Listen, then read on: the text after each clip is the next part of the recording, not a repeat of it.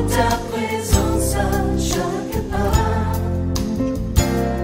En ton sang ma délivrance, sceau de ton Amen. Gloire à Dieu. Je vous salue dans le précieux nom de notre Seigneur et Sauveur Jésus-Christ. Et vous prie aussi de saluer votre voisin, s'il vous plaît. Et dites-lui, c'est pour moi. Non, dites, ne les salue pas, dites-lui, c'est le pasteur Eric qui te salue. Parce que si ça ne dépendait que de vous, peut-être que vous n'alliez pas le saluer. Mais par la grâce de Dieu. J'ai intitulé mon message aujourd'hui, Jésus est-il le Christ? Jésus est-il le Christ? On a l'habitude de dire naturellement Jésus-Christ. Mais est-ce que Jésus de Nazareth est-il le Christ? Le Jésus que nous prêchons est-il réellement le Christ? Prenons Matthieu chapitre 16. À partir du verset 13, nous commencerons notre lecture pour l'achever au verset 20.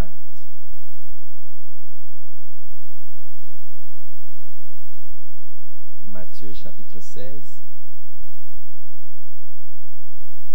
13 à 20. Jésus étant arrivé dans le territoire de Césarée de Philippe, demanda à ses disciples, « Qui dit-on que je suis, moi, le Fils de l'homme ?»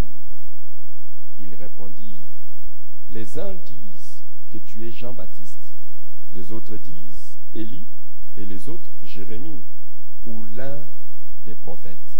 Et vous, leur dit-il, qui dites-vous que je suis? » Jésus, reprenant la parole, et vous, que dites-vous que je suis? Simon-Pierre répondit, tu es le Christ, le Fils du Dieu vivant.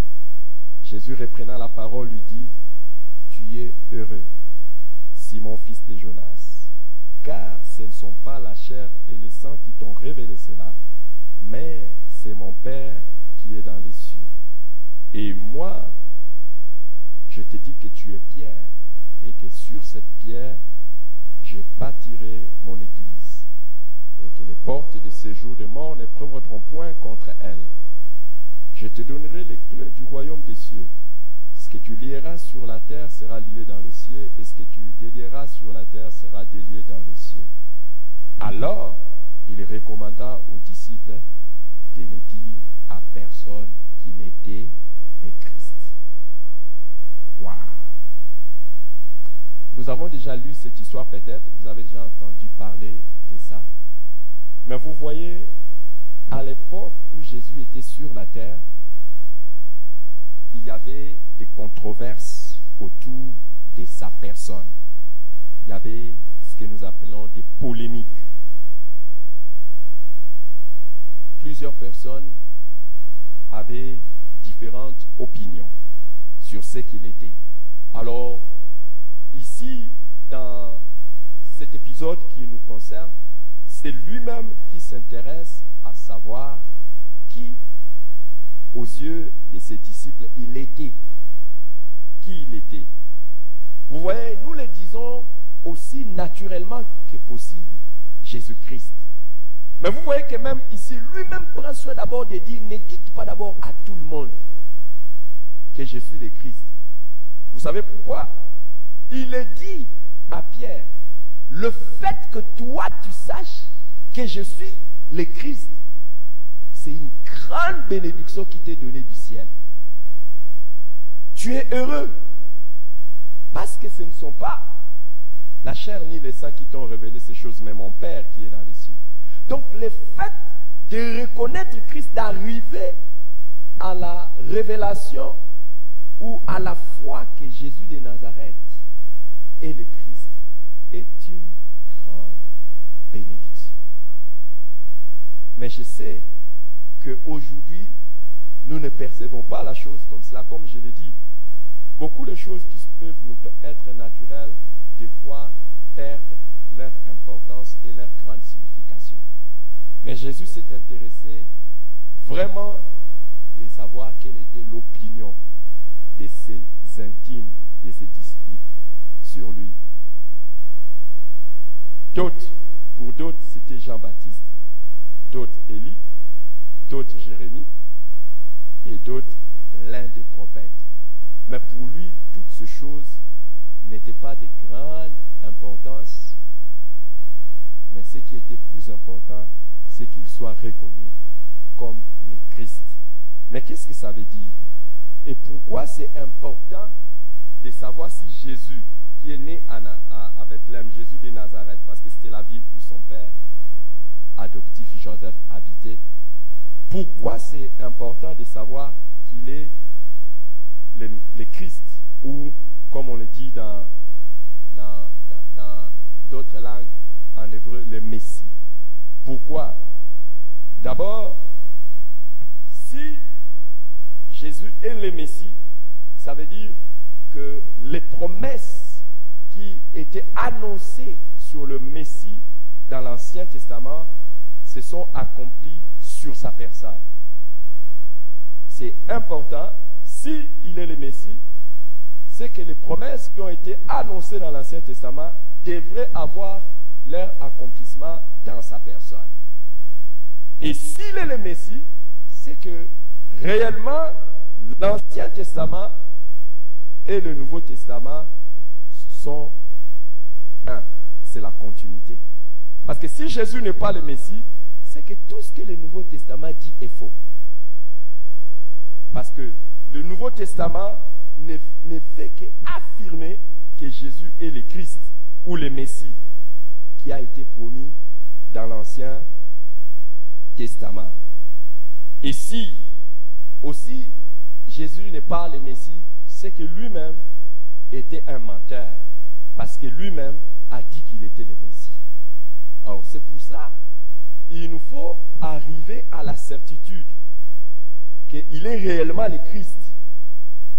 Et s'il n'est pas le Messie, en quatrième lieu nous dirons que s'il n'est pas le Messie, c'est qu'il est comme n'importe quel autre prophète, n'importe quel autre serviteur de Dieu. Parce que le Messie, comme nous allons le voir, était un personnage mystérieux et unique, promis. Donc, si Jésus n'est pas le Messie, c'est qu'il est comme tout autre prophète ou serviteur de Dieu. Alors, regardez en quoi ces faits étaient aussi importants, non pas seulement pour lui Jésus, mais aussi pour les disciples. Dans Actes chapitre 18, dans Actes chapitre 18,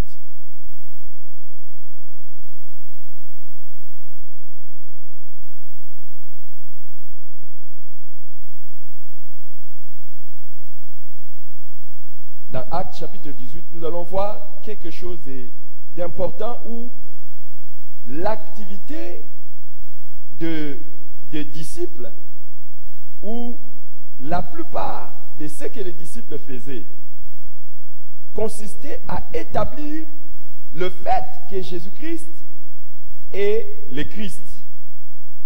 Dans Actes 18, le verset 5. Acte 18 au verset 5, on nous dit de Paul que quand Silas et Timothée furent arrivés de la Macédoine, il se donna tout entier à la parole, attestant aux Juifs que Jésus était le Christ. Donc, l'essentiel du ministère de l'apôtre Paul était d'établir le fait que Jésus est le Christ. Amen. Et quand on nous parle d'un autre excellent enseignant, il s'agit d'Apollos, dans le verset 28. Dans le verset 28, on nous dit, et on parle d'Apollos, au verset 28, on nous dit, car il refutait vivement les Juifs en public, démontrant par les Écritures que Jésus est le Christ. Pourquoi les apôtres se sont attelés à démontrer que Jésus est le Christ?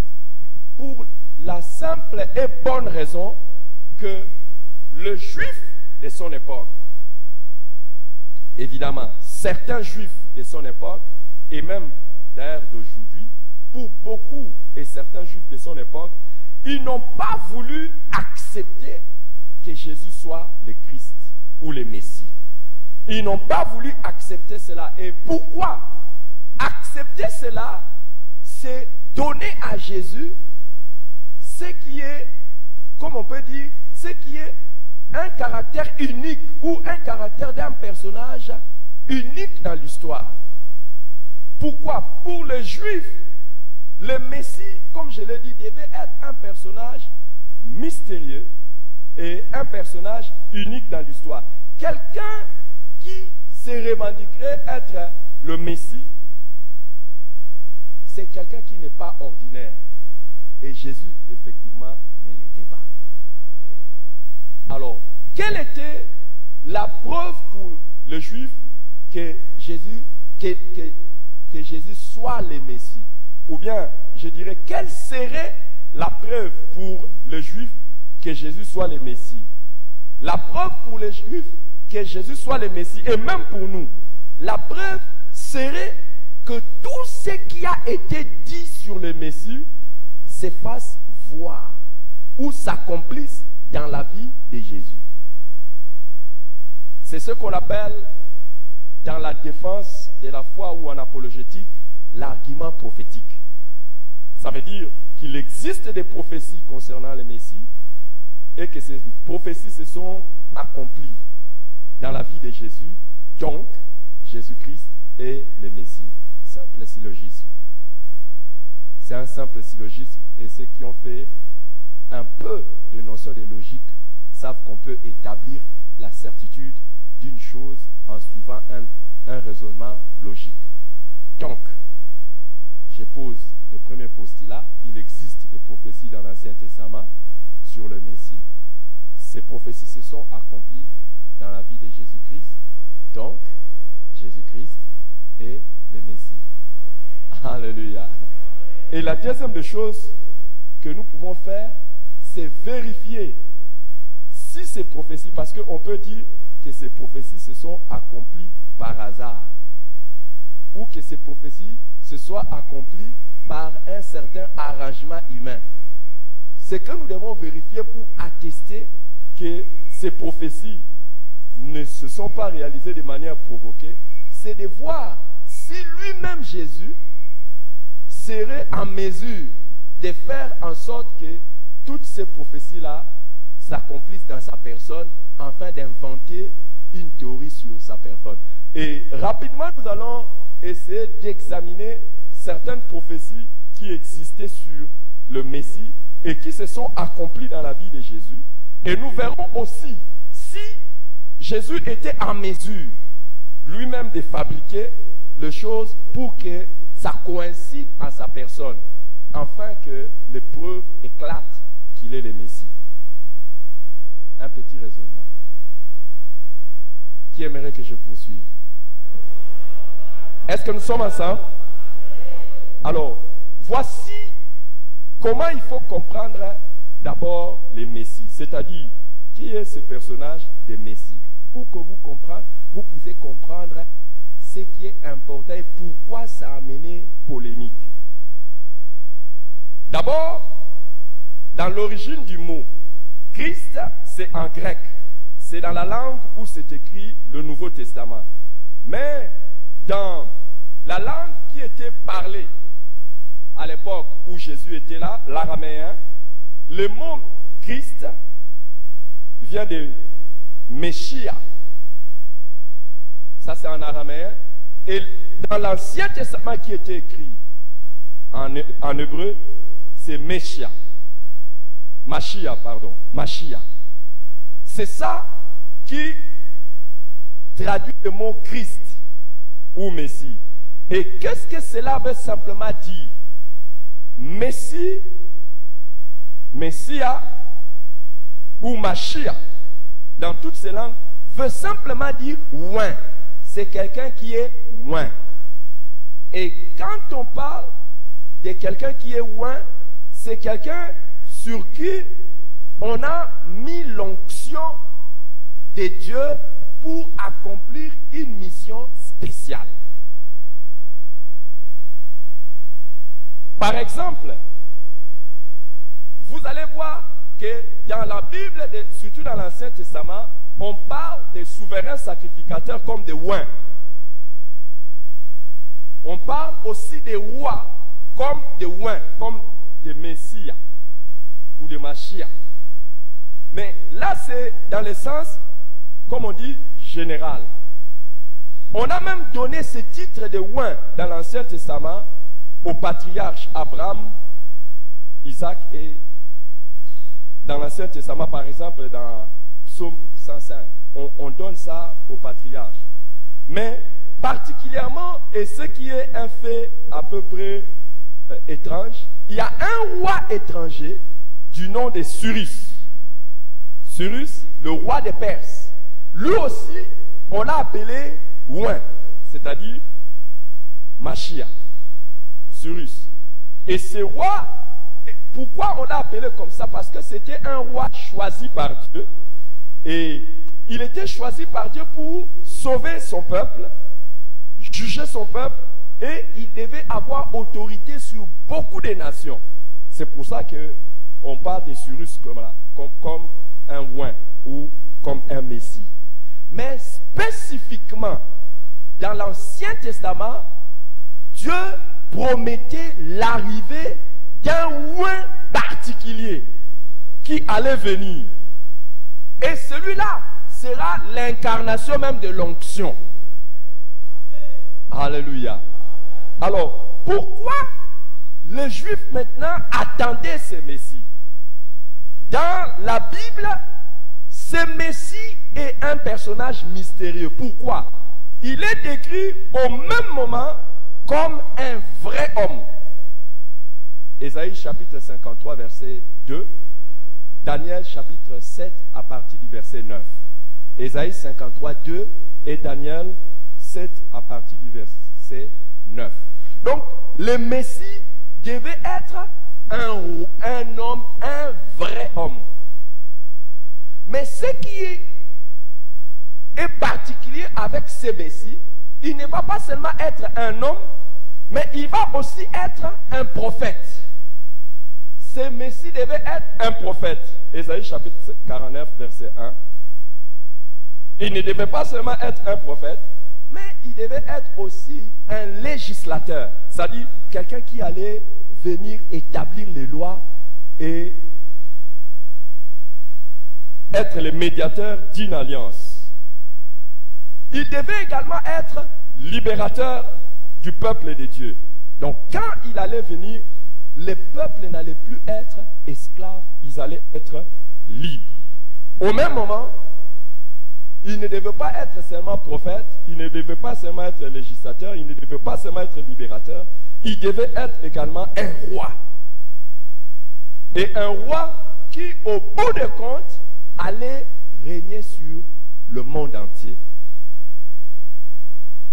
Un roi juste, celui qui apporterait le salut d'abord aux Juifs et à toutes les autres nations du monde. Alors, ce qui faisait que le Juif attendait ces rois-là, ces rois-là.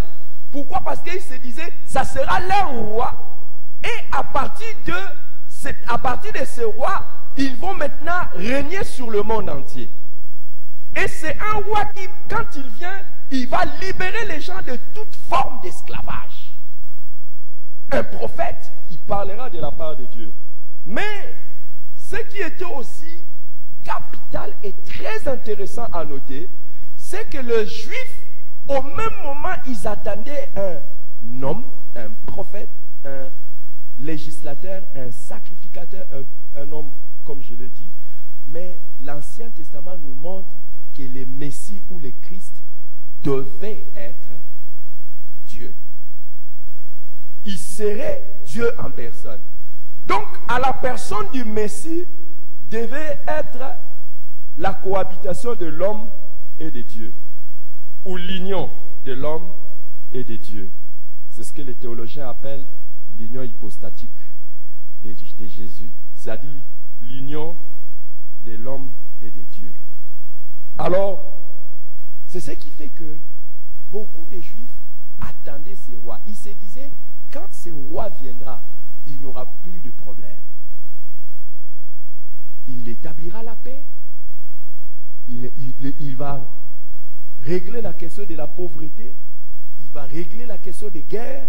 Il va régler toutes ces autres questions. Et Jésus, quand il est arrivé, nous devons nous poser la question si lui-même avait conscience de ça et s'il avait proclamé cela. Mais avant cela, nous devons voir maintenant si les prophéties qui ont été données dans l'Ancien Testament ont eu leur accomplissement dans Jésus.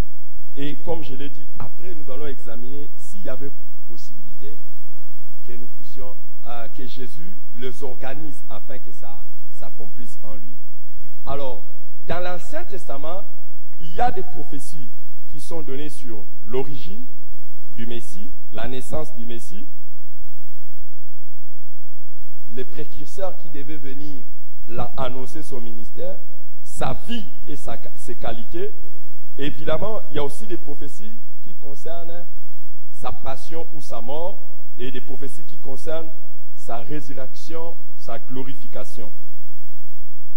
Sans parler de l'établissement de son royaume universel.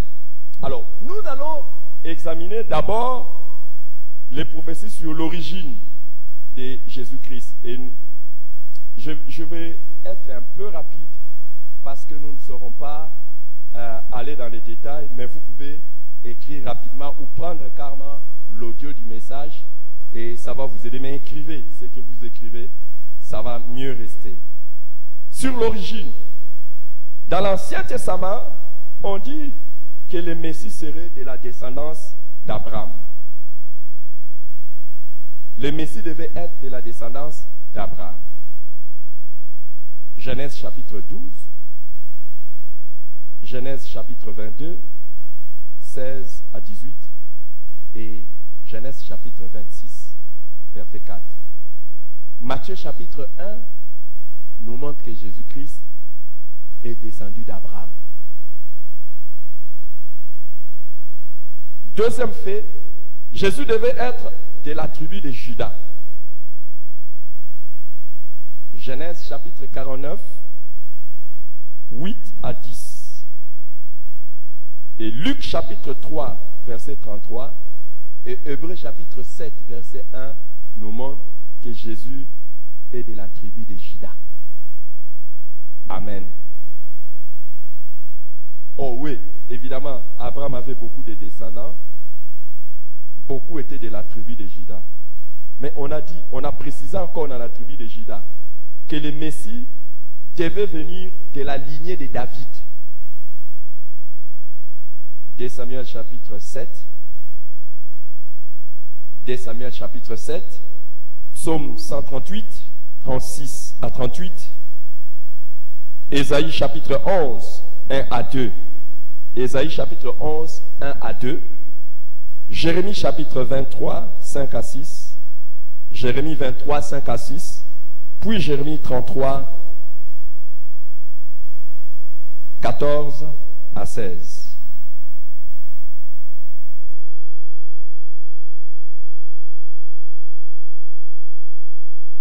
Matthieu chapitre 1 nous montre que Jésus est né de la famille de David.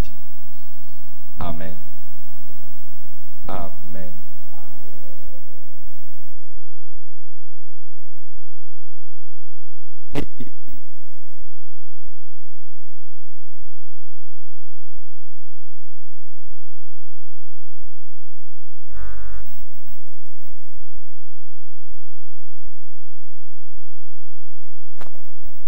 Matthieu chapitre 1. On parle, à partir du verset 1, on parle des généalogies de Jésus Comment? Comment? Fils de David. Et puis, fils d'Abraham. Allons-y au verset 16. Lisez avec moi. Hein? Dites, lisez à haute voix, non?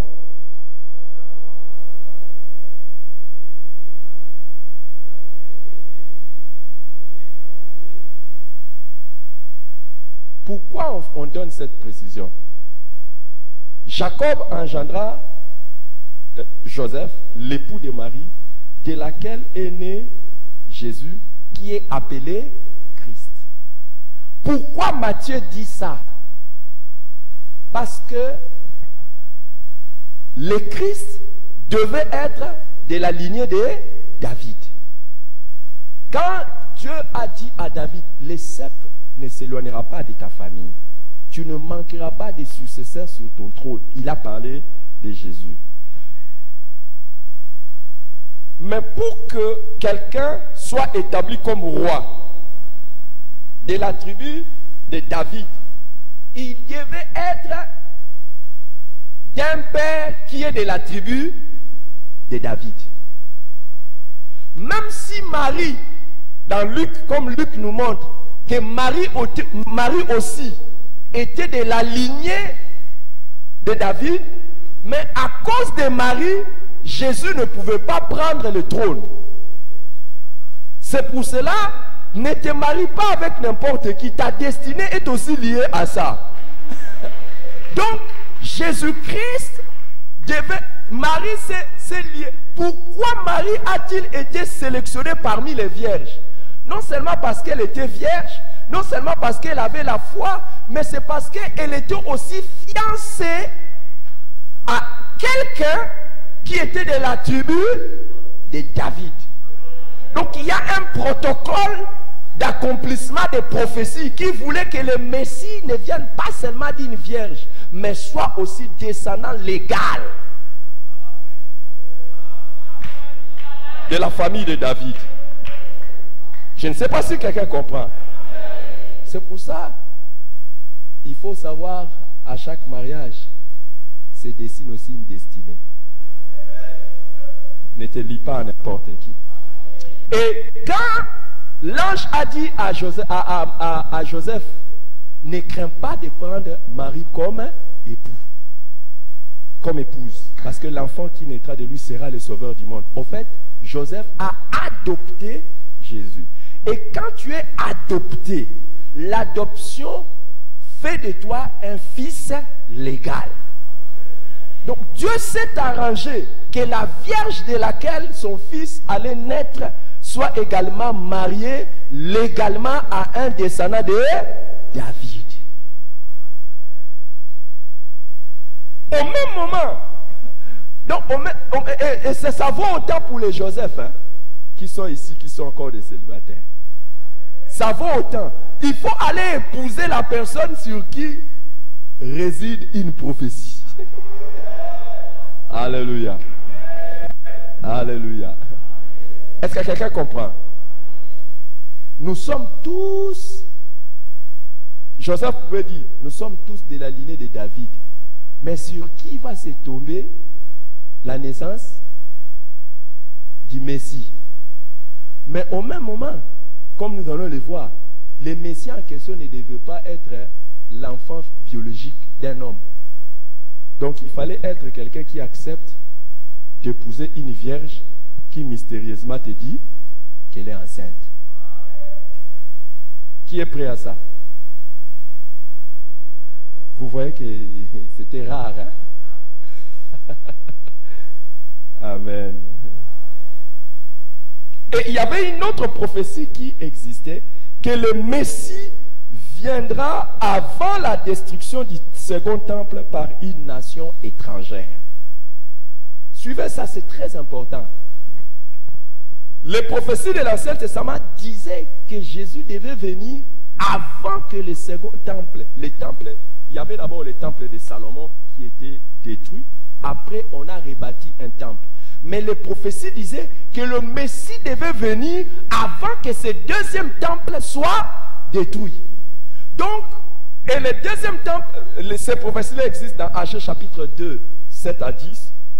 Et puis Daniel chapitre 9, 24 à 27.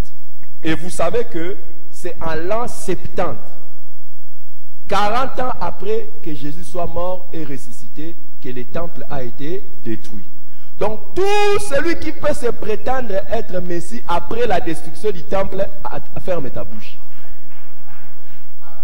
Ça devait être avant la destruction du temple. Ok?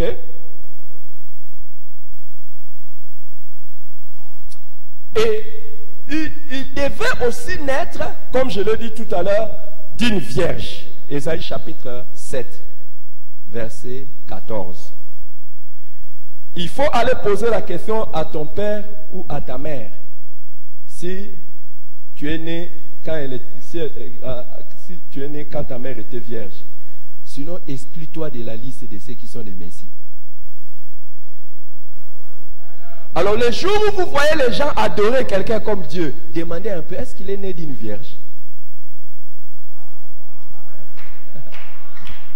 Hein? Le jour où les gens élèvent quelqu'un, demandez un peu, oh, c'est vrai. Une fois, nous sommes allés pour les comptes de l'évangélisation dans le Congo central. J'étais avec l'un de mes fils dans le ministère. Pendant que nous étions en train de prêcher certains, au Congo central, il y a beaucoup de dieux. Beaucoup de gens qui se disent des dieux.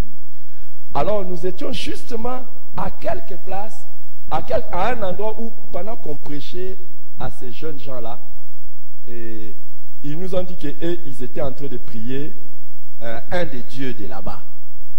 Alors on a dit, comment vous croyez qu'il soit Dieu? Ils disent, ils nous montrent un virage où la personne avait fait un accident. Et ils nous disent, voici, le virage, c'était non loin de là où il avait fait, semble-t-il, un accident. Il avait fait un accident et puis il est sorti indemne. Et en sortant indemne, il y avait des sangs, mais quand on a regardé son corps, il n'y avait pas de blessures. On a dit, ah bon, c'est tout ce qui vous amène à croire qu'il est Dieu. Mais nous, selon l'Ancien Testament, le Messie qui est l'homme Dieu devait naître d'une vierge. Et la Bible nous dit dans Luc chapitre 3, dans Matthieu chapitre 1, 18 à 21, Luc 1, 35, que Jésus est né d'une vierge. Amen. Et une autre prophétie dit qu'il devait naître à Bethléem, Ephrata, en Judée. Michée chapitre 5, verset 2. Amen. Et Matthieu chapitre 2 nous montre, Matthieu 2, 1 à 5, nous montre qu'effectivement, Jésus-Christ est né à Bethléem. Amen. Et il est dit dans Jérémie chapitre 31, verset 15, qu'à sa naissance, après sa naissance, Rachel pleurera ses enfants. Évidemment, la naissance de Jésus a causé le massacre des innocents. Hérode par jalousie, a tué les innocents. Dans Matthieu chapitre 2, verset 16, et des femmes ont pleuré leurs enfants. Certainement, une Rachel faisait partie. Alléluia. Qui commence à voir que Jésus, c'est vraiment lui le Messie? Qui commence à croire que c'est Jésus le Messie? Je voudrais directement commencer par argumenter pour que nous puissions gagner le temps, puisque je n'ai pas tout le temps aujourd'hui de faire cela.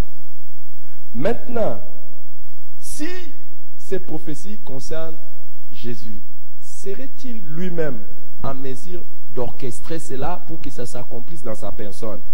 Commençons. Est-ce que c'est lui qui a choisi d'être descendant d'Abraham? Non. Est-ce que c'est lui qui a choisi d'être de la tribu de Juda? Non. Est-ce que c'est lui qui a choisi d'être de la lignée de David? C'est lui qui a arrangé le mariage de Marie et de Joseph pour qu'il soit le fils légal d'un descendant de David? Non. Amen. Amen. Allons maintenant, après, comment pouvait-il organiser sa naissance si c'est lui qui a organisé les choses pour qu'il soit déclaré comme le Messie? Comment pouvait-il organiser sa naissance à travers une femme vierge? Impossible. Allons-y maintenant par les faits que je viens encore de donner tout de suite. Qu'il devait être né à Bethléem. Comment quelqu'un arrangerait-il le lieu de sa naissance lui-même? Jésus n'a pas arrangé le lieu de sa naissance lui-même. Et quand nous voyons même, c'est César Auguste qui a organisé un recensement et a demandé à tout le monde d'aller se faire recenser dans sa ville natale.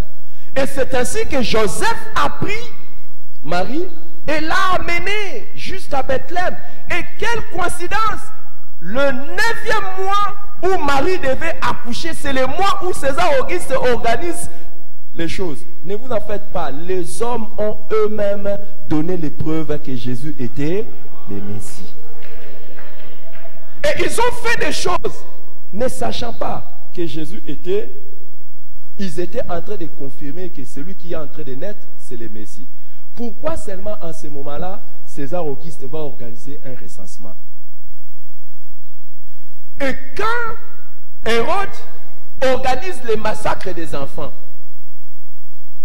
pourquoi il devait organiser le massacre des enfants? Pour que s'accomplisse la parole selon laquelle Rachel plaire ses enfants.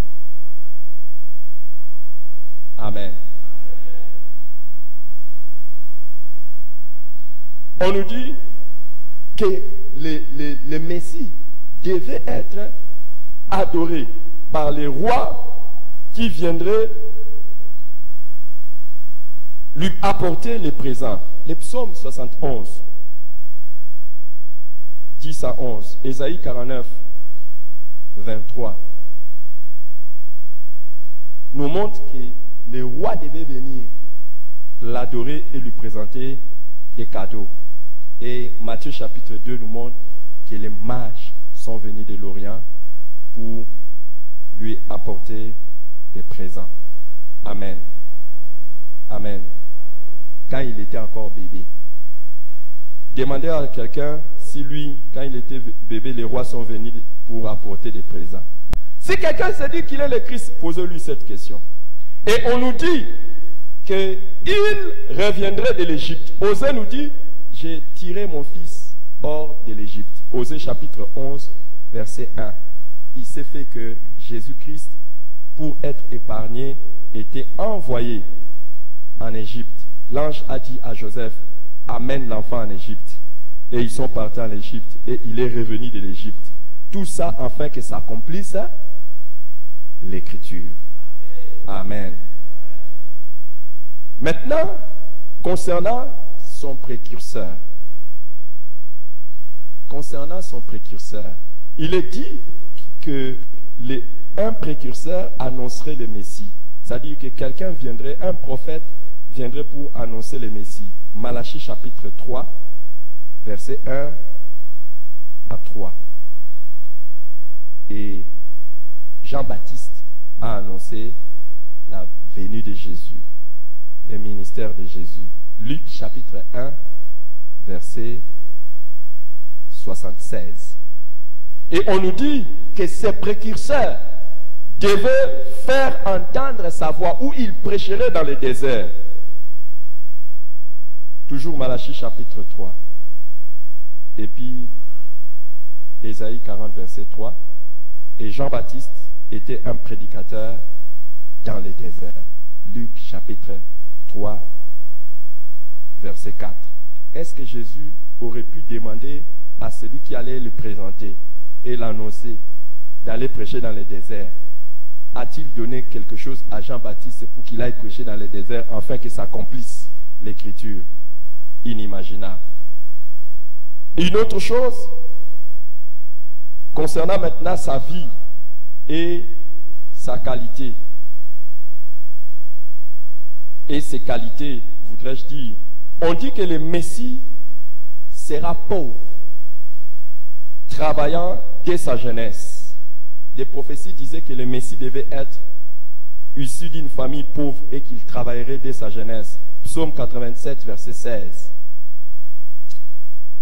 Matthieu chapitre 13, verset 55, nous apprend que Jésus, non seulement qu'il était fils du charpentier, qu'il travaillait de ses mains. Le Seigneur nous a aimés comme on n'a jamais aimé. Il nous guide chaque jour comme une étoile dans la nuit. Quand nous partageons le pain, il nous donne son nom.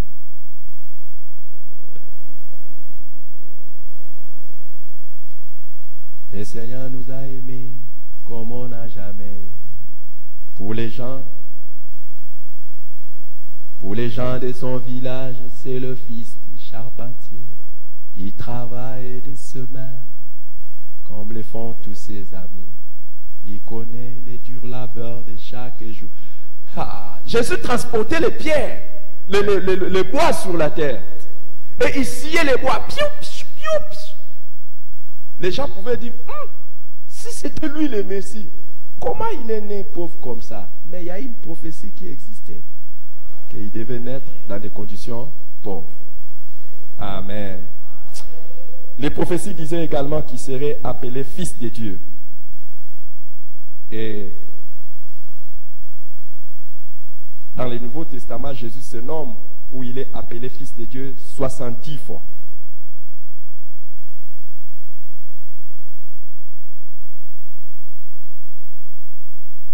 Les prophéties disaient aussi que l'Esprit du Seigneur reposerait sur lui. Ésaïe 11, 2. Et lors de son baptême dans Matthieu chapitre 3, l'Esprit du Seigneur est descendu sur lui. Et l'Esprit du Seigneur est descendu sous forme d'une colombe. Qui a déjà organisé des choses comme ça pour lui-même? Je saute beaucoup de choses.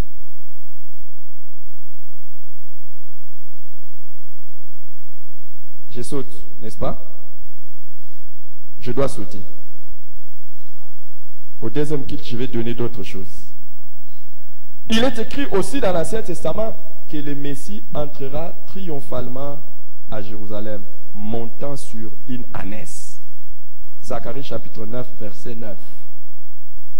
Et dans Matthieu chapitre 21, verset 7, Jésus est entré triomphalement à Jérusalem.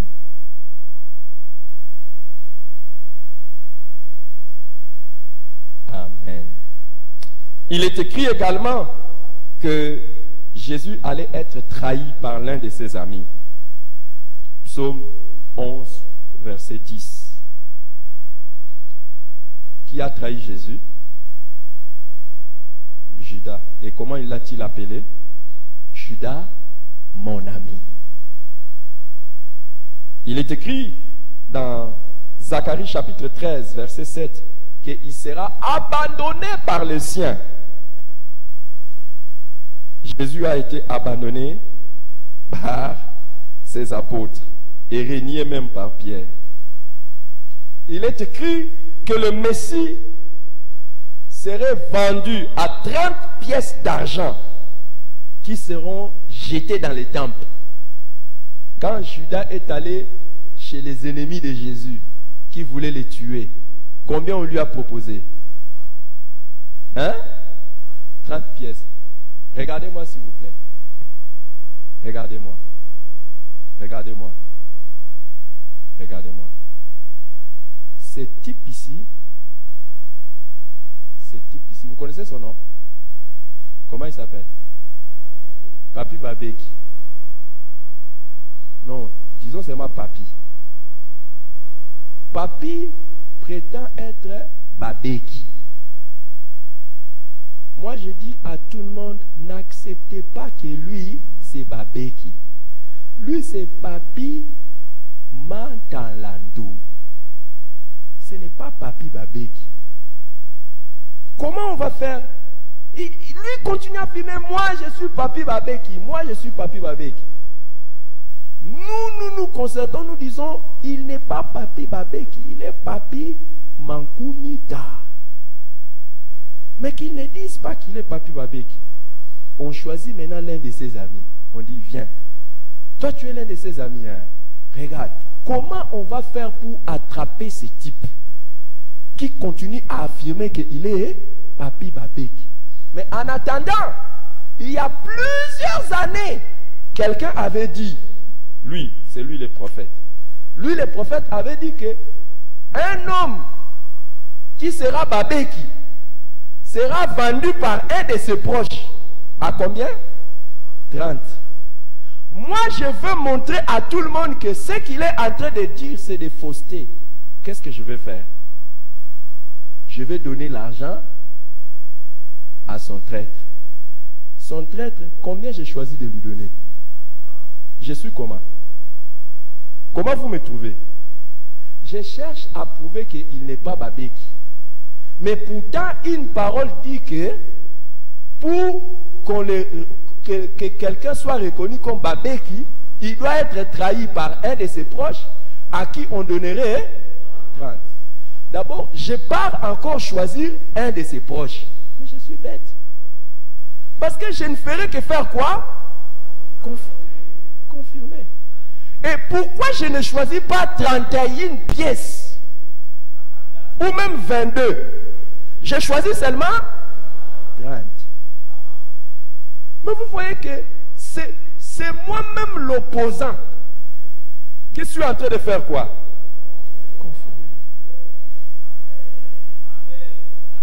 Alors, si vous dites que Jésus, c'est lui qui a commencé par dire que je suis le Christ, je suis le Christ, est-ce que c'est lui qui a demandé aux gens qui allaient les tuer d'aller chercher l'un de ses proches? Est-ce que c'est lui qui leur a demandé de payer seulement 30 pièces? Qui est Jésus? Qui est Jésus?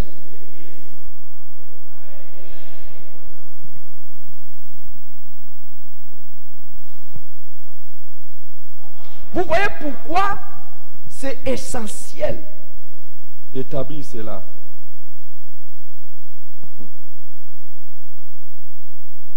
Dans Deutéronome, vous pouvez vous asseoir. Dans Deutéronome chapitre 21, 6 à 7, on nous dit que ces juges se laveront les mains. Ces juges devaient se laver les mains. Les jours où Jésus est jugé devant Pilate, Pilate dit quoi? Quel mal vous trouvez dans cet homme pour que je puisse le condamner? Écoute, je vais libérer cet homme. Les gens disent non, nous voulons seulement que tu fasses quoi? Que tu le crucifies. Il dit moi je ne vois rien. Non, non, non, non. Si tu ne le crucifies pas, on dira que tu es contre César. Alors, Pilate va faire quoi? Laver les mains. Ne sachant pas qu'il est en train de faire quoi? Confirmer.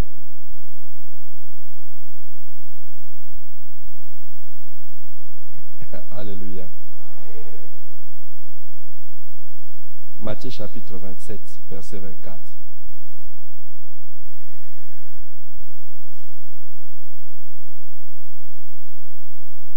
Et il y a une autre prophétie que beaucoup de gens ne comprennent pas et qui a eu l'accomplissement dans Jésus.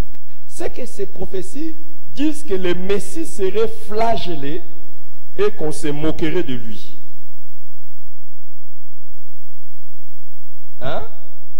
Ésaïe chapitre 50, verset 6, 53, 3 à 6, psaume 21, 8 à 9, qu'il serait flagellé ou bâti de verges. Marc chapitre 15, verset 15, nous le montre, et Matthieu chapitre 27, verset 29, nous le montre. Bon, maintenant je suis en train de chercher à vous aider.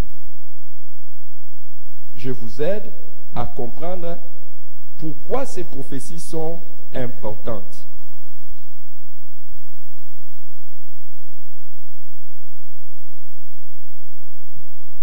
Si vous lisez l'Ancien Testament,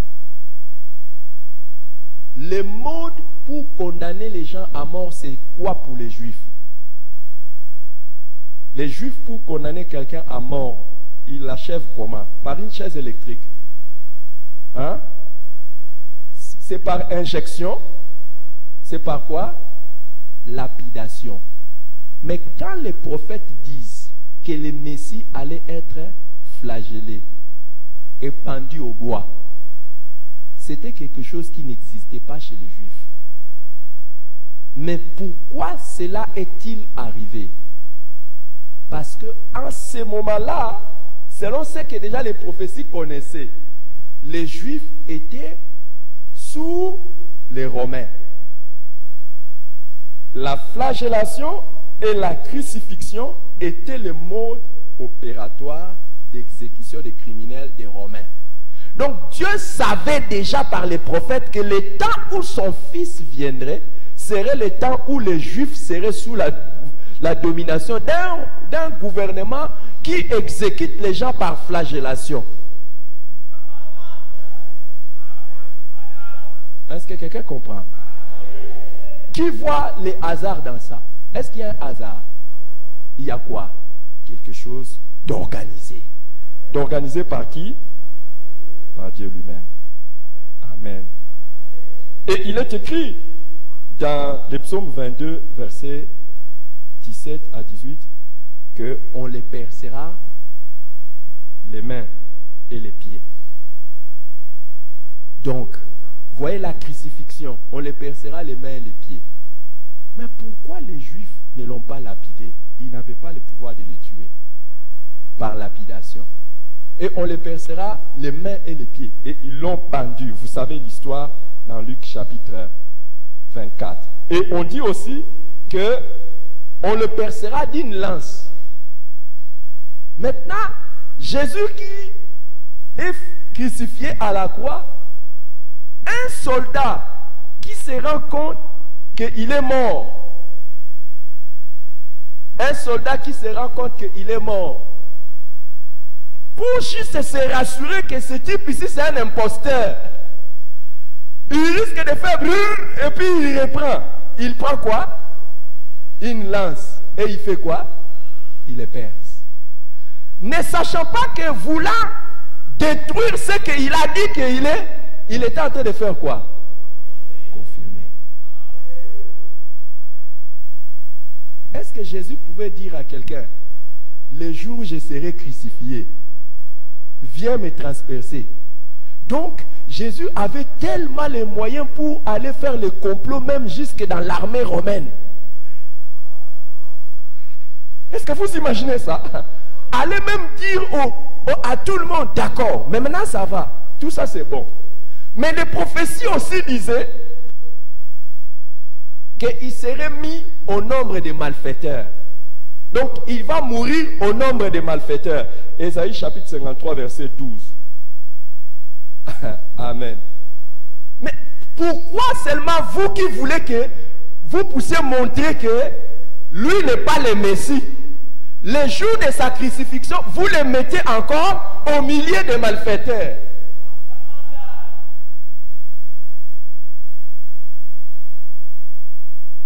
Je sais qu'aujourd'hui, ce n'est pas la prédication de Alléluia, Amen. Hier, on a prêché, hier, on a célébré la naissance de Jésus dans le monde entier. J'ai eu à cœur de vous montrer que Jésus est le Christ. Parce que quand on parle de Jésus, beaucoup de gens disent fils de Dieu, mais ils ne connaissent pas qu'il est d'abord. Et que ce qui était important, c'était d'établir qu'il est le Christ. Quand tu dis fils de Dieu veut dire quoi? Christ veut dire quelqu'un qui est homme, au même moment, Dieu.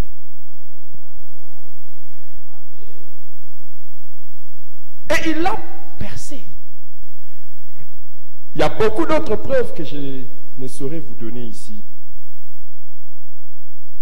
Quand Jésus dit j'ai soif, on vient, on lui donne. On lui donne de vinaigre. Et pourtant, il y a une prophétie qui existait. Pourquoi seulement vous-même, vous êtes en train de multiplier les preuves? Donc, jusqu'à la croix là-bas, là où vous êtes en train de le crucifier, vous êtes encore en train de faire des choses qui montrent que c'est vraiment lui le Christ. Amen. Amen.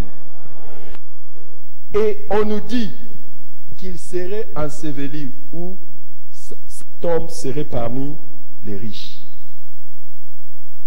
Ésaïe 53, verset 9. Et qu'est-il arrivé?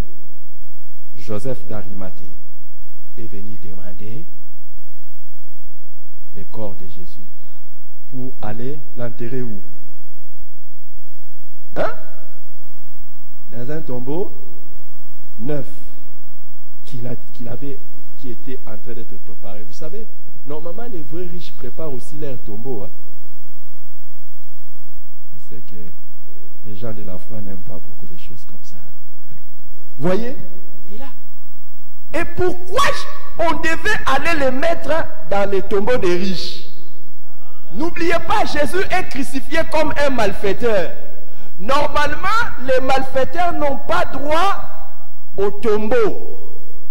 On les jette où c'est? Dans des fosses communes. Mais si on avait jeté Jésus dans une fosse commune, où il était enterré dans une tombe ordinaire comme ça, comment on allait constater la suite des événements? Comment on allait savoir qu'est-ce qui arriverait après? Il devait être mis dans un tombeau spécial. Et c'est formidable. Il n'a rien déboursé. Et qu'est-ce qui a fait qu'à ce moment-là, existe un disciple qui avait l'audience auprès du gouverneur? Dieu a arrangé des choses de manière à ce que parmi les gens qui allaient se convertir dans le ministère de Jésus, qu'il y ait quelqu'un qui soit d'abord un riche, deux, qui a déjà un tombeau, parce qu'il y a des riches qui n'ont pas de tombeau. En fait, c'est significatif. Quand tu es un vrai riche, et si tu es un riche selon Dieu, tu dois préparer ta mort. Si vous voyez un riche qui ne prépare pas sa mort, c'est un mauvais riche. Si tu veux gérer ton argent bien, de manière à plaire à Dieu, tu dois intégrer dans la gestion ta mort. Ah. Je suis en train d'écrire un livre sur comment bien gérer son argent. Si tu veux bien gérer ton argent, tu dois penser à la mort. Oui. Toute personne qui ne pense pas à sa mort ne va pas bien gérer l'argent. Il ne faut pas, à part le ciel, parce qu'il faut penser aussi au ciel, la vie après. Mais il faut penser à ta mort. C'est la raison pour laquelle on dit qu'un homme bon laisse l'héritage à ses petits-enfants, donc aux enfants de ses enfants. Donc, déjà si tu meurs et qu'après toi, aucun de tes enfants n'a quelque chose à montrer, tu n'étais pas un bon riche. Et pour qu'on sache que tu as été vraiment un bon riche, il faut que quelque chose atterrisse dans les mains de tes petits-enfants. Apparemment, vous n'aimez pas ça. C'est ce qui fait que la richesse ne peut pas se retrouver dans les habits. Hein? Tu as laissé l'habit, tu as laissé un véhicule. L'amortissement d'un véhicule, ça n'atteint pas les... Donc si vous voyez quelqu'un qui veut montrer qu'il est riche par les habits, des choses comme ça, je laisse ça. Je reviens sur Jésus. Je suis en train de méditer des choses extraordinaires. Et quand je vous partage ça, j'ai l'impression que peut-être il ne fallait même pas que je vous partage. Le riche insensé, c'est celui qui mangeait et qui faisait tout, qui ne pensait pas que la mort peut venir. C'est ce que Jésus dit. Un riche sage pense chaque jour à la mort. Je vais le dire tout à l'heure, nous avons perdu un pasteur, celui qui était mon prédécesseur, le pasteur de notre église sœur. Quand il est mort, je vais en parler. Directement, ma tête a tourné comme ça. Moi, tel que je suis là, je vis chaque jour de manière à ce que si je meurs, qu'il n'y ait pas un flou autour de moi. Par exemple, tel que je suis là, il n'y a rien que d'abord ma femme ou mes enfants auront du mal à gérer après moi. Il n'y a rien. Mon avocat est là, celui qui m'aide dans les histoires. Il n'y a rien.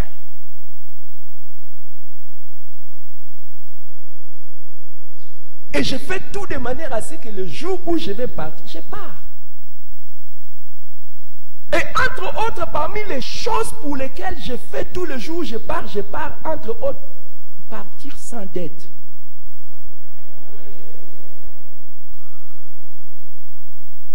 Je reviens encore sur ça. Je laisse ça. Parce que beaucoup de gens ne savent pas que parmi les choses pour lesquelles, quand nous allons entrer au ciel, les choses pour lesquelles il faut rendre compte à Dieu, c'est toutes les dettes que tu as laissées en bas.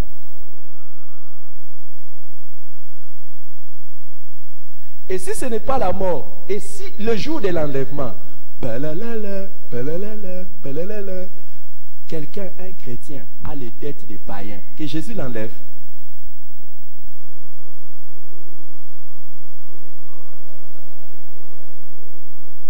Et si Jésus l'enlève, les païens qui sont restés, envers qui ils vont aller réclamer leur argent? Je vais laisser cette histoire des dettes. Je laisse ça. Vous allez changer encore de visage.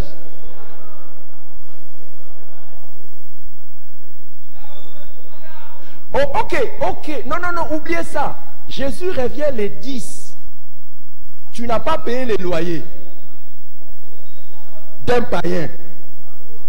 Je demande, c'est pas qu'il t'enlève.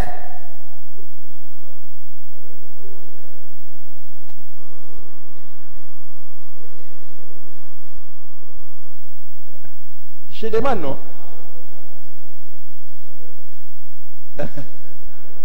Hein? Les bailleurs vont rester. Maintenant, est-ce que les bailleurs vont dire que Jésus est juste? Non, j'ai rien dit moi. J'ai rien dit. Ou bien si vous montez au ciel comme ça et puis vous vous retrouvez, oh, mais celui-ci me devait de l'argent. Alors que Romain dit, ne devez rien à personne que de vous aimer les uns les autres. Tu vas dire quoi au ciel? Et si le Seigneur revient comme ça, l'enlèvement, toi, tu laisses les banques. Tu pars avec les crédits des banques. Les crédits que tu avais pris pour 5 ans. Je laisse ça.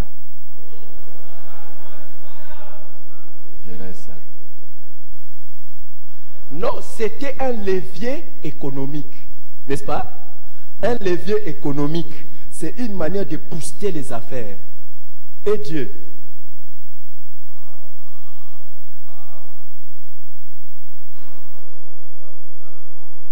Hein? Je sais quoi? Moi j'ai dit quoi?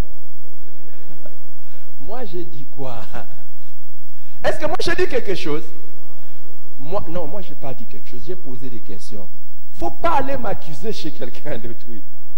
De toutes les façons, il y a les vidéos qui existent et les audios. Qu'est-ce que j'ai dit? J'ai posé des questions.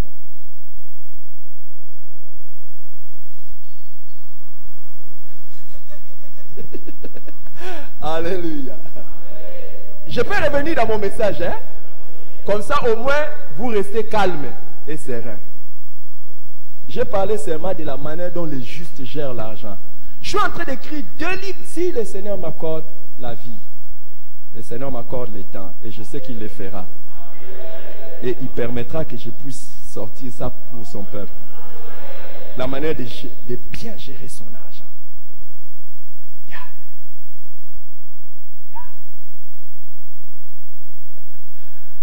Et aussi le bonheur de vivre sans dette. Il y a des gens, quand nous allons entrer au ciel comme ça, pouf, ils voient directement Jésus. Jésus les regarde avec un regard triste. Comment tu peux venir ici comme ça? Je n'ai pas dit d'être, j'ai dit comme ça. Toi-même, tu as ajouté. Et une tristesse que tu amènes au ciel, c'est une tristesse éternelle. Tu vas changer ça comment là-bas? Là-bas, il n'y a pas de repentance.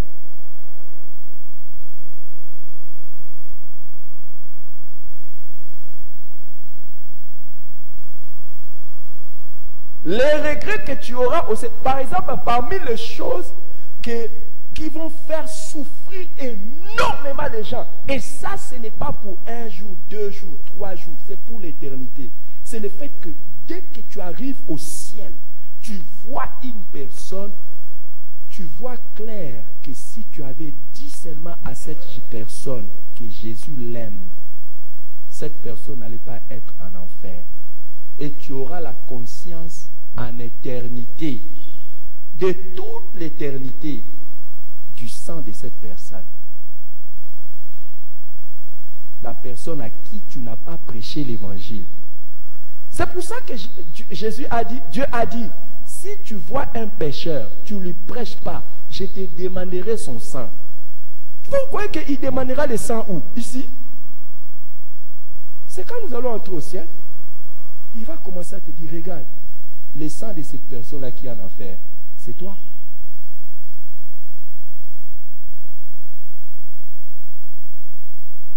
Hein? Vous êtes calme.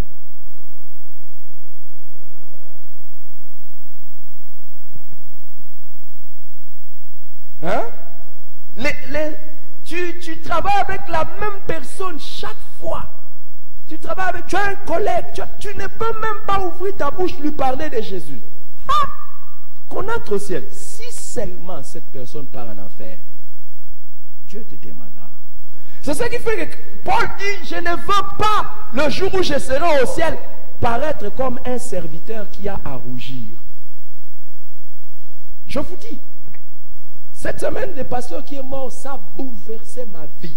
Et c'est tombé à un moment qui n'était pas, j'allais dire qui n'était pas bon. Parce que justement, j'étais en train de méditer devant Dieu. Pourquoi il faut travailler? Parce que la nuit vient où personne ne peut travailler.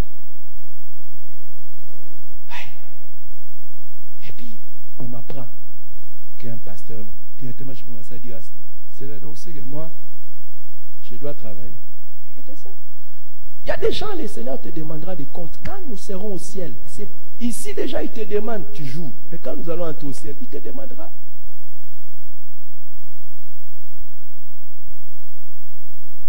Ah, le ciel sera comment?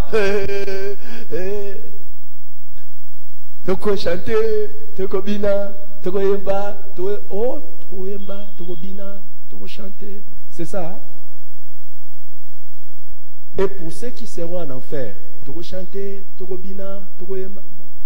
Vous croyez que le cœur de Dieu, le cœur d'amour de Dieu pour les non perdus, il va dire, s'il est là-bas à cause de toi, je t'avais fait confiance. Je t'avais fait confiance. Et il ne te dira pas, tu n'étais pas dans les départements d'évangélisation. Il ne te dira pas, tu étais dans la décoration ou tu étais dans un autre département. Il dira, c'était toi qui devais l'avertir. Ce n'est pas l'affaire d'un département. Oh non, moi j'étais à l'intercession, j'ai prié. Tu priais, mais comment entendront-ils s'il n'y a personne qui parle? La prière c'est bon, mais parler. Ah, vous m'avez lâché, je reviens. Jésus est-il le Christ? Vous commencez à me regarder comme si je ne suis pas votre frère.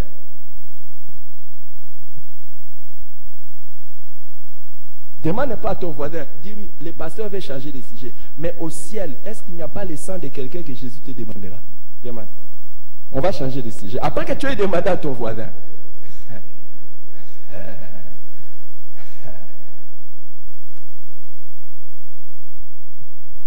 Jésus devait être, le Messie devait être enterré dans une tombe d'un riche. Matthieu chapitre 26, 57, il a été mis dans un tombeau d'un riche. Mais ce qui est le plus intéressant et le plus de tous, les Messies ressusciteraient le troisième jour. Psaume 15, verset 9, Osée chapitre 6, verset 3, Ésaïe chapitre 11, verset 10. Il devait ressusciter le troisième jour. Et Jésus-Christ, le troisième jour, il est ressuscité d'entre les morts. Et il n'y a plus jamais quelqu'un qui est mort et qui soit ressuscité le troisième jour. Pour nous, et de toute évidence, Jésus est vraiment le Christ. Et s'il est le Christ, il est notre Sauveur.